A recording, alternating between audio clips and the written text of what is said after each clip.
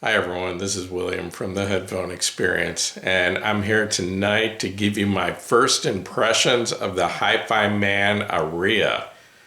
I've had these about 3 days now. They're on loan to me from Hifiman, and this headphone sells for $15.99.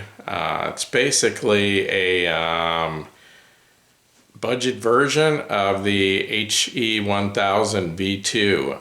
My understanding is it uses the same drivers or the same driver design. And anyway, just, they went to plastic ear cups and some different things to lower the price on these. But from what I'm hearing, it's a very similar sound to the HE1000 V2, which is a very highly rated headphone that sells for $3,000, I believe. They also have the HE1000 SE now, which is a more of a deluxe version of the V2, more advanced version. Anyway, this headphone falls in the Hifiman line in between the Ananda, which replaced the Edition X V2, and of course the HE1000 V2. So this is somewhere in the middle.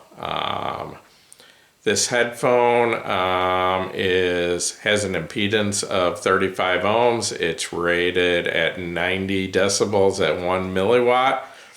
So it's not a real hard headphone to drive, not super efficient, but not real hard to drive either. Kind of falls in between. It's a little bit less efficient than the Sandara, but it's more efficient than the HE560, which is a pretty hard headphone to drive. This would be about halfway in between. As far as I can tell, you can see the headphone, very nice looking, sort of a matte black finish. Has a similar headband to what was used on the HE560 and the 400i. It has the swiveling yokes, but I actually prefer these to the solid headband used on the Sandara. It actually feels a little more comfortable to me. I like these better. It has a sliding adjustments on the head strap. Nice thick ear pads. They are tapered. You can see they're thinner on the front and thicker in the back. They have sort of a cloth material on the inside, real soft, comfortable. They're also huge, so you have plenty of room for even the biggest ears. So if you have huge ears, you're going to love these headphones. Anyway, as far as comfort, the weight of these, according to Hifiman, is 404 grams, which makes them slightly heavier than the Sandara or the HE560. But really, they don't feel heavy at all to me. I mean, it's a big headphone, and they're a lot lighter than I thought they were going to be. I mean, when you put them on, first of all, what is kind of strange to me is I feel almost no clamping pressure. They don't feel like they're squeezing my head at all, but yet like they stay in place. I can move my head all over the place. They don't slide around. Also, you might notice that I'm at almost the small end of the adjustments on these. Most headphones, I'm somewhere in the middle and consider my head to be average size. So if you have a big head, these are going to work well for you too. Anyway, they've got, I mentioned they have the swiveling yokes on them, and I can't tell. I think these are aluminum. I'm not positive. I think the Edition X V2 went to aluminum yokes after they had some problems with yokes breaking on some of their headphones. Anyway, the grills, once again, I'm not sure. I'm not sure if these are aluminum or plastic. But anyway, lightweight, comfortable, and big ear cups, plenty of room for your ears. The one thing I did notice is the first time I put these on, I felt like I was wearing them down too low just because the oval ear cups are so long and they go down low. But I messed around with the adjustments a little bit and felt this was the most comfortable place. And the sound doesn't change much if you adjust them up and down. probably because the drivers are so huge. But anyway, oh, I wanted to show you the cable. The cable has the same 3.5 millimeter connectors as on the Sandara. The cable itself is covered with a cloth material. It's pretty nice. Nothing outstanding, but it's decent. It does have a 1/4 inch single-ended plug on it. I would, on a headphone of this price, I would like to see it come with a 4-pin XLR, but this is what I got, and so this is what I'm using to test it.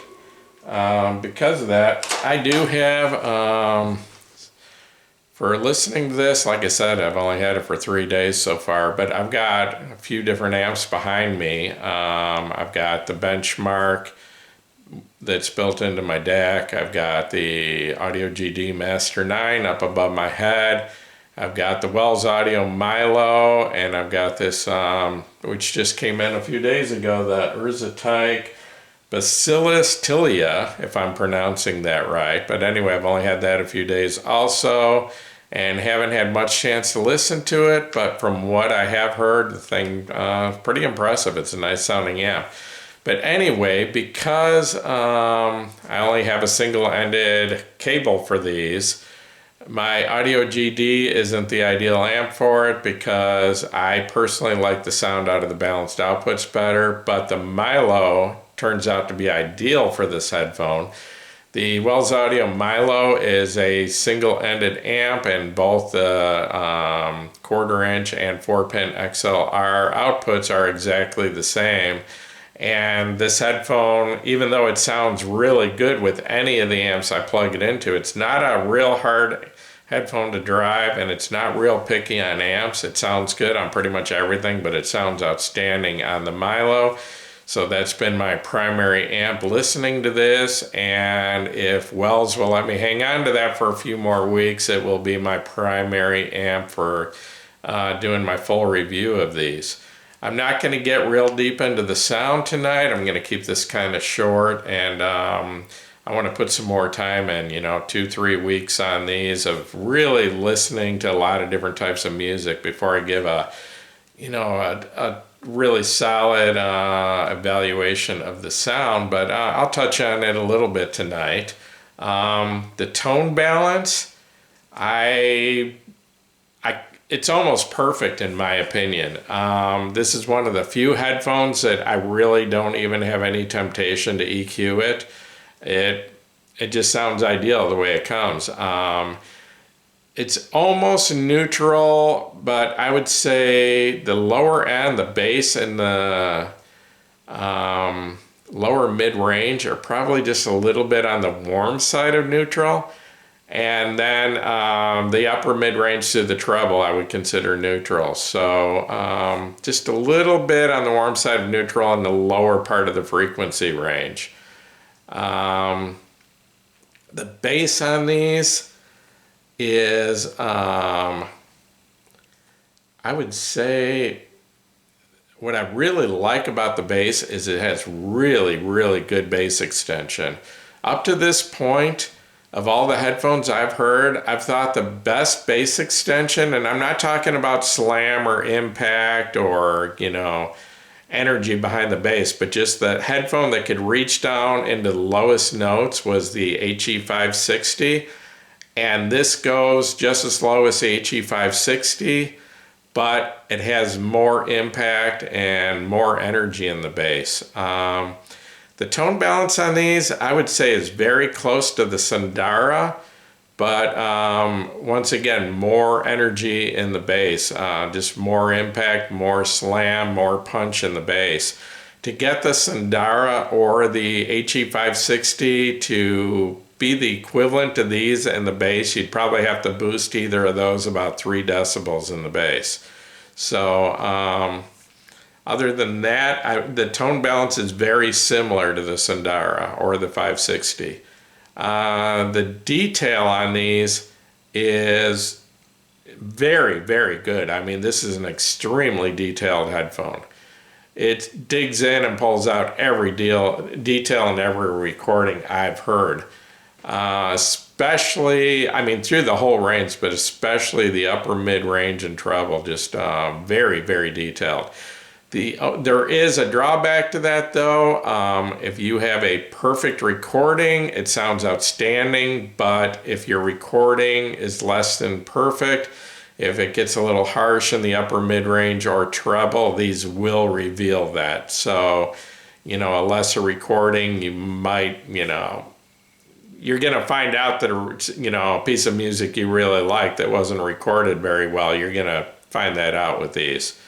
The imaging, very, very precise. Very good separation between instruments. Every sound has its own location, and you can very precisely point out, the direction everything's coming from.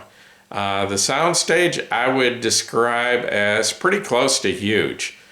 Very, very wide soundstage. A lot of height to the soundstage too. I mean, I'm hearing things way up here, way down here. I think a lot of that has to do with the large, very tall drivers in these. But the soundstage, I would say, is a little bit oval shaped. It's got a lot of width, but just average depth. That's what I'm picking up on so far. Like I said, I want to put some more time in on these. These are just my first impressions, but so far I'm hearing sort of an oval soundstage, real wide but not quite as deep. But like I said, good height to the soundstage. So far, this headphone is working great with pretty much any type of music I throw at it. Some headphones are better at one kind of music and not so much another. These, it doesn't really seem to matter if I throw electronic music at these, if I throw classic rock, if I throw metal at them, acoustical music, orchestral music, it doesn't seem to really make a difference. They play everything very well. They have enough bass that rock and electronic things like that sound good, but they also have enough detail that acoustical orchestral music really sounds good. So, so far I haven't found anything that doesn't work well with these headphones. As far as, like I said, the tone balance, very similar, not exact, but similar to the Sundara and the Hifiman HE560.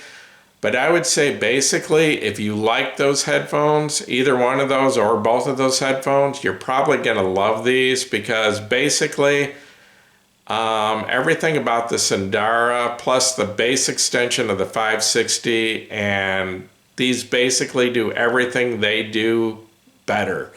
This is just a better version of the Sundara that does pretty much everything better. There's nothing that these don't improve on the Sundara. And I love the Sundara personally, and I just, so far I'm really liking this headphone. It's just pretty much does everything right, and I haven't found any faults. All I can come up with so far, the only things that I would change is the cable's only about 5 feet long. I'd like the cable a couple feet longer. I personally think once you get up into this price range, a headphone should come with a 4-pin XLR connection or both.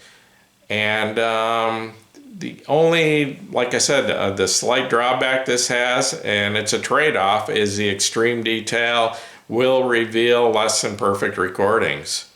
What I'm going to do is put a couple more weeks on these. Hopefully, I'm not sure how much time Hifiman's going to give me, but anyway, if I can put another 2 or 3 weeks, I'm going to come back and give you more details on the sound. Also, I try to compare them a little bit to the Kennerton Valley and Thror that I have. The Valley's a less expensive headphone and the Thror's a more expensive headphone, but like I said, this has got a lot going for it, so I'll try to give you some comparisons with those two headphones. I'm going to wrap up this part of this first impressions. I also, just a couple days ago, I got this little amp behind me the Urzatype Bacillus tilia. Like I mentioned earlier, I might not be pronouncing that right, but I'm going to try to get a first impressions video out on that in a few days. And I've also still got to do a second video on the Wells Audio Milo, dig deeper into the sound of that. And this headphone's going to help a lot with that review. And also the Meza 99 Classic. I did a first impressions on that a couple of weeks ago, and I'm going to dig a little deeper into the sound of that. And also, for those of you that watched my first impressions on the Audio GD Master 9 a few months ago, I never did do a full review on that because I didn't have headphones that I thought were good enough to really reveal what that amp could do. But now I've got not only the Hifiman ARYA, but I've got the Kennerton Roar. And I've also got another amp in, its same category, the Wells Audio Milo, that I can do some comparisons to. So I'm going to try to get a full video out on that soon too. So full review. So anyway, once again, this is William from the Headphone Experience. If this video helped you in any way, please give me a thumbs up. And please subscribe to my YouTube channel. And we'd like to have you join us over at the Headphone Experience on Facebook. Thank you.